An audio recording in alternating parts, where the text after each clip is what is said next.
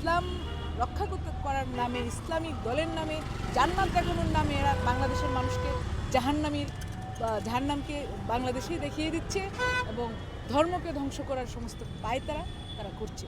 এবং আমরা তারই প্রেক্ষিতে দেখি যে কটূক্তি, ধর্মের নামে কটূক্তির অভিযোগে একজন শ্রমিককে পুড়িয়ে মারা হয়েছে, দীপুচন্দ্র দাস। যে দীপুচন্দ্র দাসের পরবর্তীতে অনুসন্ধানের মতো জানা গিয়েছে যে তিনি কোনো কটূক্তি করেননি। আমি ধরে নিয়েছি তিনি কটূক্তি করেছেন, তার জন্য দেশে আইন আছে, তাকে আইনের হাতে তুলে দেওয়া হতো।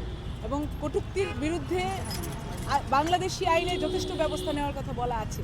তাহলে কেন একটি মানুষকে দিনে দুপুরে আগুনে জ্বলসে মারতে হলো? এবং আপনারা আরও দেখেছেন যে লক্ষ্মীপুরে আমাদের এক বিএনপি নেতার একটি 7 বছরের শিশুকন্যা, তাকে ঘরে আগুন দিয়ে পুরানো হয়েছে এবং আরও অনেকে আহত আছে, তার পরিবারের সদস্যরা অনেকে আহত। আমরা এখনও জানি না সেই ঘটনা কে ঘটিয়েছে, কিন্তু আমরা এতটুকু বুঝতে পারছি যে আগুন সন্ত্রাস চলছে, যে ধ্বংসলীলা চারদিকে চলছে, মানুষকে পুড়িয়ে মারার, প্রতিষ্ঠান ধ্বংস করার যে লীলা চলছে, সেটির সাথে এটির কোনো সম্পর্ক আছে কিনা তা খতিয়ে দেখার জন্য আমরা প্রশাসনের কাছে আহ্বান জানাই।